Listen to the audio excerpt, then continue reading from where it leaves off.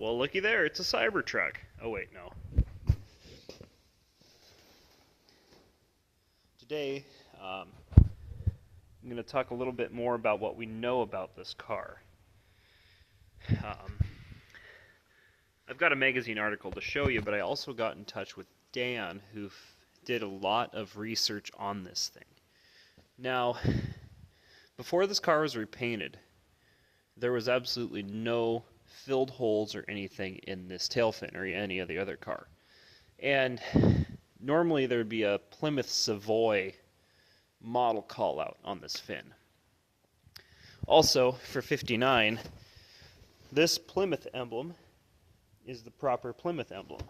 This emblem is from 54, so 5 years earlier. So the question is, why were these on this car?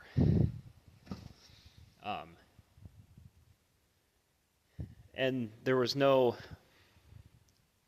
model on the car like Savoy or Fury or anything else. So one of the debates is whether this car came from Antwerp, Belgium, from the European assembly plant for Chrysler, where they did install Perkins diesels, or did it come from Detroit, go to this shop that converted them and sold them.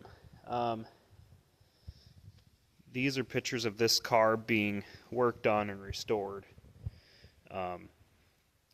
It has a new steering box in it, some other stuff. The VIN tag, or the fender tag as they're called in Mopars, has the prefix for a straight 6 taxi, which makes a lot of sense. And it would make sense for Detroit to ship full cars to Europe and then back to the US with a diesel in them. But it also really doesn't make sense to ship a European car all the way over here. So we're not certain exactly if David Vigor actually took these things from Detroit and slapped his own motors in them, if he took a straight 6 out and sold them, and threw his diesel in the car and sold them. One of his advertisements claimed that he had made about 1,000 of them, and they went 70 miles an hour, and they didn't smoke and didn't make any noise, and that's all lies. They figured they could have made quite a few of them, but there isn't any documentation, and I haven't seen any other diesels for sale or ever that had been sold on the internet. So that leads me to believe that this car is one of very few. The previous owner told me that there's probably around 20 of these things. So Ed Pritchard was the previous owner of this car, and he passed away. Jason Melson inherited it, and then I got it from Jason Melson, and I'm Jason Kronk. But yeah, this is an interesting car, and I got a bunch of research from Dan on this thing, and from what we can tell, really,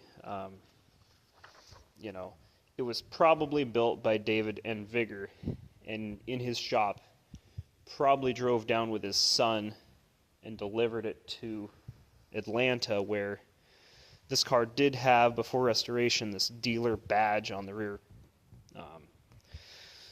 tailgate there, and that was for a dealer in Atlanta. However, that might have just been a used car dealer. We're not sure if they sold it new. There's a picture of Lander Motors. We're not sure if they sold it new, or they got a used taxi and they sold it to somebody for transportation. And the guy Ed got it from a guy in the 90s, and we don't really know anything before that on this specific car. My spare engine in the corner over there has that engine over there was from a 1960 that Ed had found down in Tennessee or Georgia or somewhere down there in a car in somebody's yard, and the car was so rusted that when he pulled it on his trailer, it ripped in half, and so he just pulled the diesel parts out of it and saved them. He also got quite a few parts from England from his friend. He had a set of injectors rebuilt. He got a spare injection pump, and that's in the trunk of the car.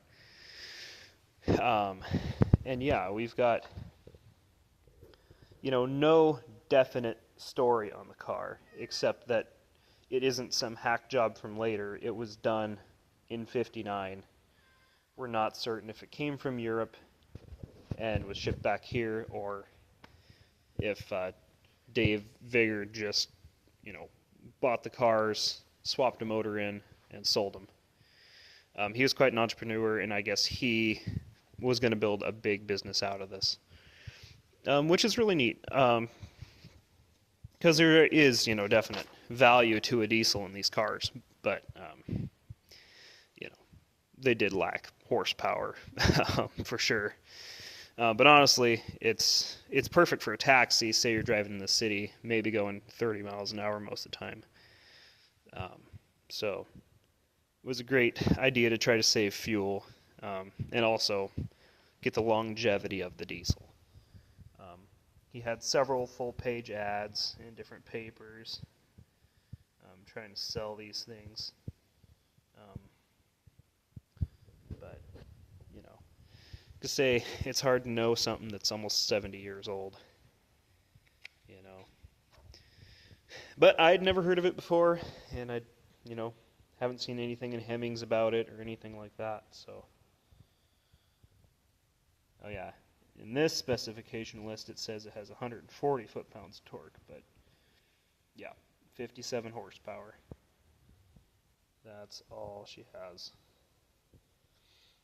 Yeah, oh, he says 70 miles an hour. Yeah, right. Excellent pickup and top speed of 70 miles an hour. Doubtful. But yeah. Yeah, he tried a bunch of things. But yeah, if anybody else has one of these diesel cars, I'd like to know about it. I just stumbled upon it. I got it from Ed's estate, essentially. And Ed really, he did the paint job and he did the work on the car. I just found it and thought, you know what, this thing is so unique, I've got to have it. Yeah. But yeah, the debate is still up whether this 54 emblem was leftover stock that Europe was using, and it could be a European car, being there's never was a model up here. Or it could be that Plymouth, built it in Detroit and sent it down to David to get converted. So we don't know for sure, but I'm thinking the most economic way for this to have happened was probably that Detroit sent the cars to David, David put a motor in them, and sent them out. So anyhow, that's what we've got here. And that's just a little more about this. You can subscribe to the Plymouth Bulletin and request this issue, which I believe is 361. Yeah. So please support these guys, keeping history alive. That there's not a lot of young guys that collect Plymouths. So do these guys a favor, buy magazines off them, read the article yourself. It's pretty cool. So that's what I got today. Thank you.